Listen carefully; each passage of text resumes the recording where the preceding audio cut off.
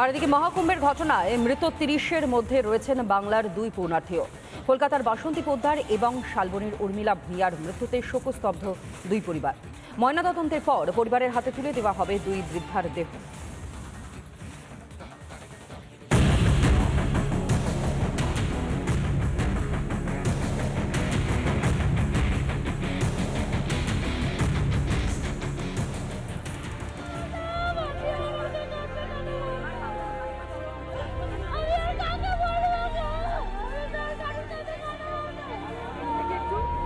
মহাকুম্ভে পুণ্য অর্জনে গিয়ে বাড়ি ফেরা হলো না বাংলার ২ বাসিন্দারও।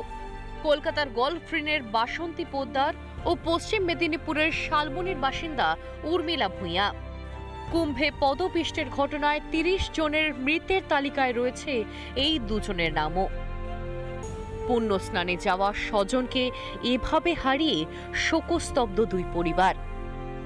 গলফগ্রিনের অশ্বিনীনগরের বাসিন্দা বাসনা পোদ্দার রবিবার দিন রওনা হয়েছিলেন মহাকুম্ভের উদ্দেশ্যে। সোমবার দিন তারা সেখানে পৌঁছন এবং শাহী স্নানে যোগ দেওয়ার কথা ছিল তার, কিন্তু সেই সময়ই যে পদপিষ্টের ঘটনা ঘটে সেখানেই মৃত্যু হয়েছে। রাত ১২টা অবধি যখন ফোন করেছিলাম তখনও ঠিকঠাক ছিল। মর্নিংয়ে আমার কাছে ফোন আসলো যে এরকম একটা দুর্ঘটনা ঘটেছে। তাদেরকে ডাক্তারখানা বা হসপিটাল এরকম নিয়ারেস্ট কিছু জায়গায় নিয়ে গিয়েছিল, পরিষেবা দেওয়ার চেষ্টা করেছিল, কিন্তু একজনকে বাঁচানো যায়নি। আমার যে মাসি সেই মারা গেছেন। তিনি বলছেন যাবো, আমাকে বলছিল যে দিদি তুমি যেও, আমি যাব, আমাকে আপনি নেবার জন্য বলছিল আর কি। তাহলে আমরা যাচ্ছি, আমার দিদিও যাবে, তাহলে সাবধানে যেও, এই পর্যন্ত কথা হয়। তারপরে তো শুনলাম এই ঘটনা। সকালে মৃতার পরিবারের সঙ্গে দেখা করেন মন্ত্রী অরূপ বিশ্বাস। এরকম একটা মর্মান্তিক ঘটনা, কিন্তু আমি শুধু এইটুকুই বলি যে আমরা আমাদের একজন প্রিয়জনকে হারিয়েছি। সমস্ত দায়িত্ব যেখানে মমতা বন্দ্যোপাধ্যায় আছেন সবটাই আমরা চেষ্টা করছি কিভাবে করা যায়। প্রয়াগরাজ থেকে বাসন্তী পোদ্দারের দেহ আসতে সন্ধে হয়ে যায়। দেহ এসে পৌঁছতেই কান্নায় ভেঙে পড়ে পরিবার।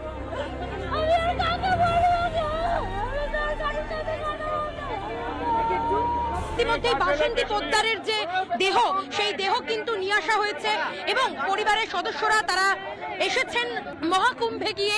কুম্ভ স্নানে অত্যন্ত হুড়োহুড়ির মধ্যে পদপৃষ্ট হয়ে মৃত্যু হয়েছে তার। শালবনীর উর্মিলা ভূঁইয়ার বাড়ির ছবিটাও আলাদা কিছু নয়। ২ মেয়ে, ২ জামাই, বৌমা ও নাতনির সঙ্গে মহাকুম্ভে গিয়েছিলেন বছর ৭৮-এর বৃদ্ধা, কিন্তু তারও আর বাড়ি ফেরা হলো না। শালবনীর গোড়াইপাটনার এই যে তার গ্রামের বাড়ি, যে এই বাড়িতেই কিন্তু তিনি থাকতেন, এই বাড়ি থেকেই কিন্তু তিনি রওনা দিয়েছিলেন। চলতি মাসের ২৭ তারিখ মহাকুম্ভের উদ্দেশ্যে তিনি গিয়েছিলেন, প্রয়াগরাজের উদ্দেশ্যে তিনি গিয়েছিলেন পরিবারের অন্যান্য সদস্যদের সাথে। সেখানে কিন্তু যে পদপৃষ্টের ঘটনা ঘটেছে সেখানে কিন্তু তিনি প্রাণ হারিয়েছেন। যিনি মারা গেছেন উনি হচ্ছে আমার দিদিমা। আমার মামার কাছে খবর আছে, মানে ভোরের দিকে খবর আছে যে আমার দিদিমাকে খুঁজে পাওয়া যাচ্ছে না। সবাই ছুটির চিহ্ন হয়ে গেছিলো ওখানে। দুপুর ১:৩০ দুটোর দিকে খবর আছে যে আমার যে দিদিমা তার মানে দেহটা হসপিটালে পাওয়া গেছে। আস্থার টানে তারা গিয়েছিলেন মহাকুম্ভে। এক রাস আনন্দ নিয়ে প্রয়াগরাজের উদ্দেশ্যে বেরিয়ে পড়েছিলেন তারা। এখন স্বজন হারানোর কান্নাই সম্বল হতভাগ্য পরিবারগুলির। রিপাবলিক বাংলা। গত বুধবার মহাকুম্ভে যে ভয়ানক দুর্ঘটনা ঘটেছে সেই দুর্ঘটনার পর আরও সতর্ক যোগী প্রশাসন। জারি করা হয়েছে নিরাপত্তা সংক্রান্ত বেশ কিছু নির্দেশিকাও। তবে কিভাবে ঘটল এই দুর্ঘটনা, কারণ খুঁজতে তদন্ত শুরু করেছে বিচার বিভাগীয় তদন্ত কমিটি।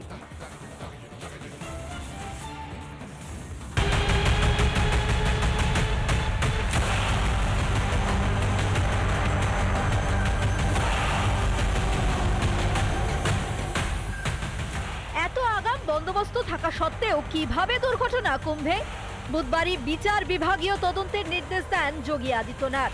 বৃহস্পতিবার তদন্ত শুরু করে দিল ৩ সদস্যের সেই তদন্ত কমিটি। পরে ঘটনাস্থল পরিদর্শনেও যায় তদন্ত কমিটি। এদিনই সচিবালয়ে তদন্ত নিয়ে বৈঠক করেন সদস্যরা। মহাকুম্ভে দুর্ঘটনার পৃথক তদন্ত করেছে উত্তরপ্রদেশ পুলিশও। এদিকে নতুন করে কোনো অপ্রীতিকর ঘটনা এড়াতে নিরাপত্তা বৃদ্ধির পাশাপাশি মহাকুম্ভ চত্বরে বেশ কিছু বদলও আনা হয়েছে। ভিড় এড়াতে একটি রাস্তার ব্যবস্থা করা হয়েছে। প্রয়াগরাজগামী সমস্ত রুটে বাড়তি নজরদারি। মহাকুম্ভ চত্বরে সমস্ত গাড়িতে নিষেধাজ্ঞা জারি করা হয়েছে। জেলার সীমানায় আটকে দেয়া হচ্ছে সব গাড়ি। ৪ ফেব্রুয়ারি পর্যন্ত জারি থাকছে নিষেধাজ্ঞা। বাতিল করা হয়েছে সমস্ত ভিভিআইপি পাস। মহাকুম্ভের ব্যবস্থাপনা নিয়ে গোড়া থেকেই কোনো অভিযোগ ছিল না কারো। নিরাপত্তার কড়াকড়িও ছিল যথেষ্ট, কিন্তু তা সত্ত্বেও দুর্ঘটনা ঘটল ও ৩০ জনের প্রাণ গেল। একদিনে ১০ থেকে ১৫ কোটি পুণ্যার্থীর জমায়েত হলে কি হতে পারে সেটা কি আঁচ করতে পারেনি উত্তরপ্রদেশ পুলিশ?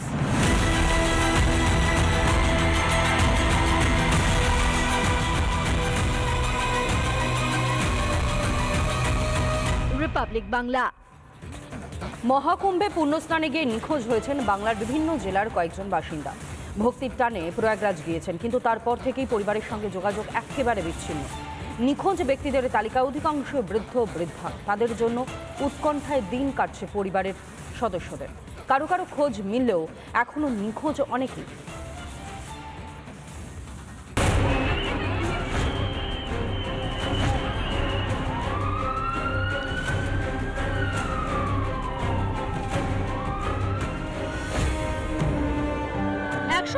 বছর পর আবার আসবে এই বিরল মুহূর্ত। তাই মহাকুম্ভে পুণ্যস্নানের সুবর্ণ সুযোগ হাতছাড়া করতে চাননি কেউ।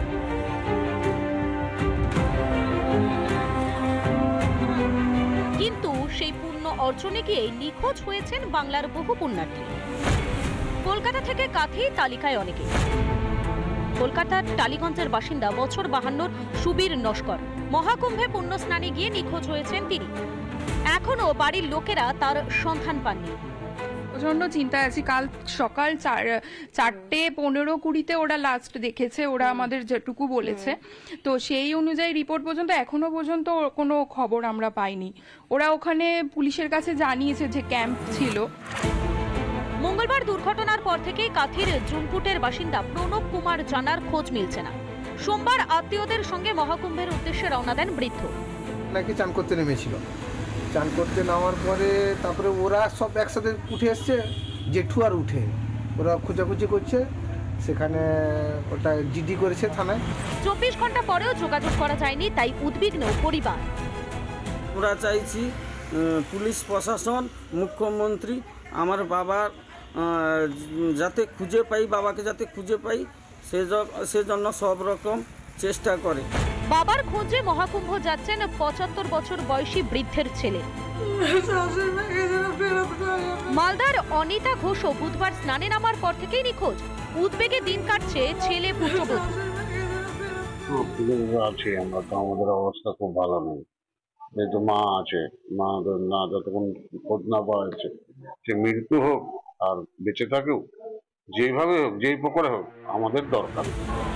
এর মধ্যে গত 25শে জানুয়ারি থেকে নিখোঁজ থাকা কাটোয়ার আরো এক বৃদ্ধা আলপনা হালদারের খোঁজ মিলায় স্বস্তি পেয়েছে পরিবার।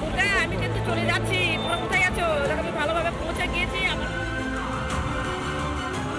মহাকুম্ভে পদপিষ্টের ঘটনায় শিউরে উঠেছে দেশ। তাই নিখোঁজ ব্যক্তিদের পরিবারের প্রতিটা মুহূর্ত কাটছে উৎকণ্ঠায়। তাড়াতাড়ি যাতে সন্ধান মেলে সেই আশাতেই দিন কাটছে পরিজনদের।